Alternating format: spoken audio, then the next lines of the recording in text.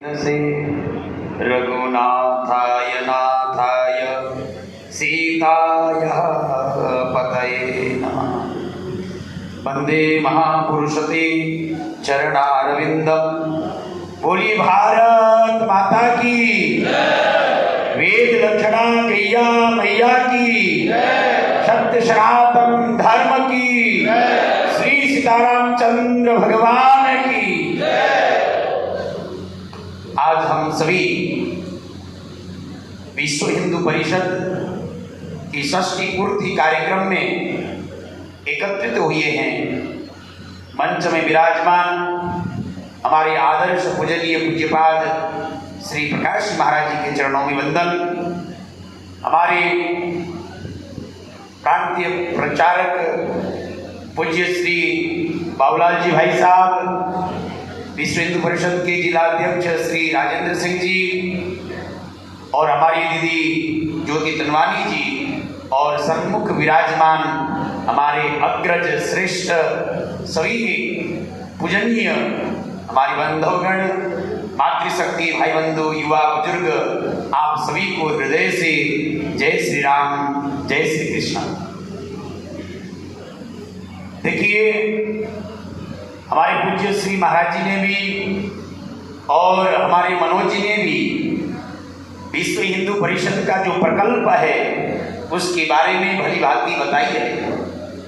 एक संत होने के नाते अभी अभी जो संतों ने गुजरात में जो षष्ठी पूर्ति के कार्यक्रम में विश्व हिंदू परिषद को कैसे मजबूत बनाया जाए उस विषय को मुद्दा बनाते हुए एक निर्णय लिया और वास्तव में बहुत जरूरी है। विश्व हिंदू परिषद एक ऐसा संस्था है, एक ऐसा संगठन है, केवल भारत में ही नहीं अभी तो पूरे विश्व में कहीं भी हमारे हिंदू भाइयों के ऊपर आए पीड़ा, संकट, दुखों को दूर करने में, उनके कदम से कदम मिलाकर उनकी रक्षा करने में एक बहुत अहम भूमिका निभाती है। ऐसा एक निष्कंचक, किसी प्रकार का कोई यहाँ पर लोभ लालच नहीं, जो भी विश्व हिंदू परिषद से कार्यकर्ता के रूप में, प्रचारक के रूप में, संगठन के रूप में जो भी कार्यरत हैं वो निःशुल्क जीवन पर्यंत तक राष्ट्र हित के लिए अपने आप को राष्ट्र के लिए अर्पण किए हुए बांधवगण हैं। इसलिए विश्व हिंदू परिषद के प्रति हम संपूर्ण सनातनियों का एक बहुत बड़ा दायित्व होना चाहिए। आप देख रहे हैं और जो मजहब है, चाहे वो इस्लाम हो, चाहे वो ईसाई हो, वहां पर उनके धर्म के प्रचार के लिए, उनके संगठन को मजबूत करने के लिए, उनके कारोबार को बढ़ाने के लिए फंड किया जाता है। हर व्यक्ति दशांश डोनेट करते हैं ताकि अपना संगठन मजबूत हो। इसलिए जो संतों ने निर्णय लिया है उस पर भी हम सबको गौर करना चाहिए। संगठन फिर मजबूत कैसे हो?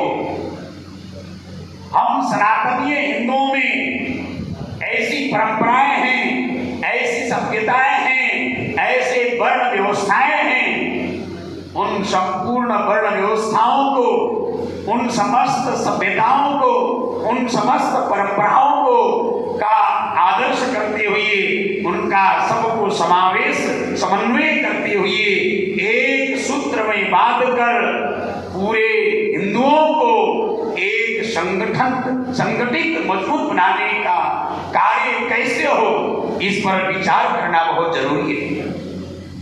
कुछ वर्षों पूर्व जब ऐसे हालात भारत में रही, जातियों पर, ऊंच नीच की भावनाओं पर, जब एक हिंदू को एक हिंदू से अलग कराया गया, एक भाई को एक भाई से अलग करके लड़ाई का काम जब शुरू हुआ, उस समय में एक से एक भक्ति काल में महापुरुष अवतरित हुए, जिसमें जगत गुरु श्री रामानंदाचार्य भगवान ने एक घोषणा की थी, जाति पाति पूछे नहीं कोई, हरि को भजे सो हरि को होई। आज वर्तमान समय में हमें हिंदुओं को एकत्रित करना है, हमारा संगठन मजबूत करना है, तो सबसे पहले जो हमारे विचारों को, हमारे अंदर मतभेद जो फैलाया गया है, उसे दूर करना होगा और वर्ण व्यवस्थाओं को एक दूसरे के प्रति आदर भाव रखते हुए प्रेम से हमें रहना होगा।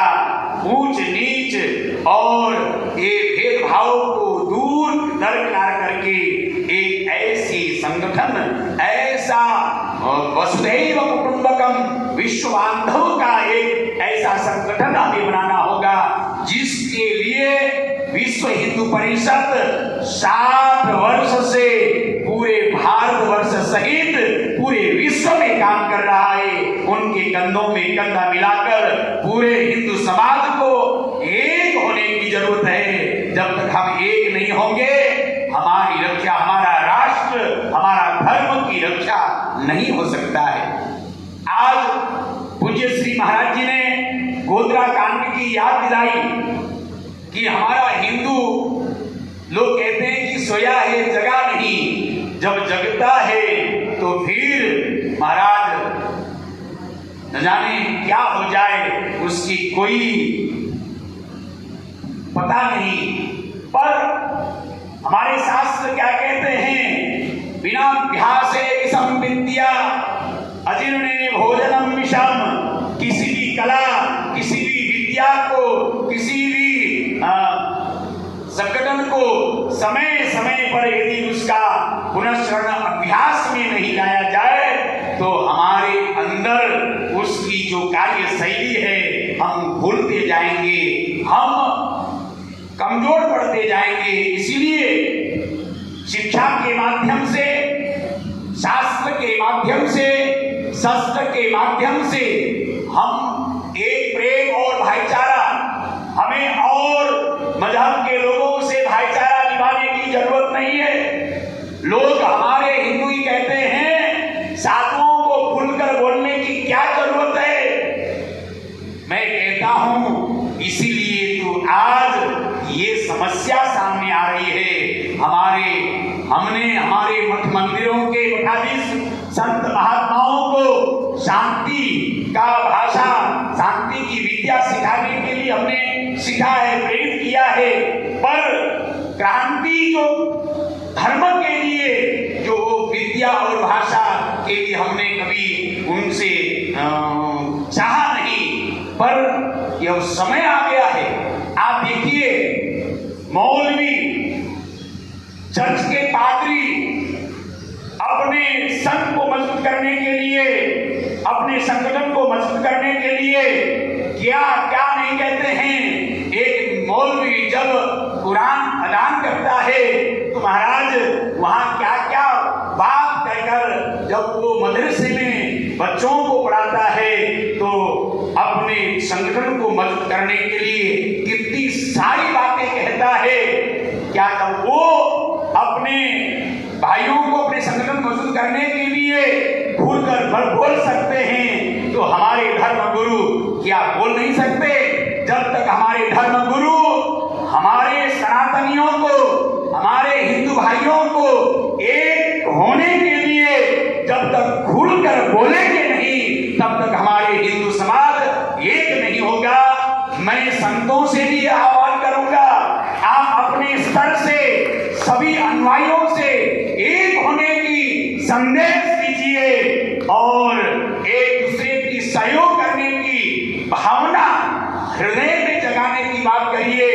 एक कोई भी हिंदू किसी भी तबके का हो, यदि वो किसी क्षेत्र में कमजोर पड़ता हुआ दिखाई दे, तो दूसरे हिंदू को ये सोचकर उसका साथ देना चाहिए। ये नहीं कि ये ब्राह्मण है, ये क्षत्रिय है, ये वैश्य है, ये शूद्र है, ये फलाने जाति का है। इन विचारों को खत्म करके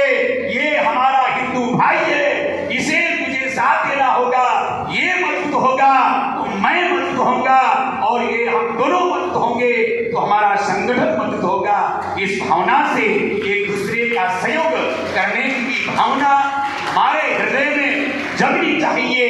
तभी वसुदैव कुटुंबकम जो हमारे योगेश्वर भगवान श्री कृष्ण ने जिस बात को कही गीता में, वो तभी चरितार्थ होगा जिस जन्माष्टमी की पर्व पर उस ध्येय को रखते हुए विश्व हिंदू परिषद का गठन किया गया, स्थापना किया गया।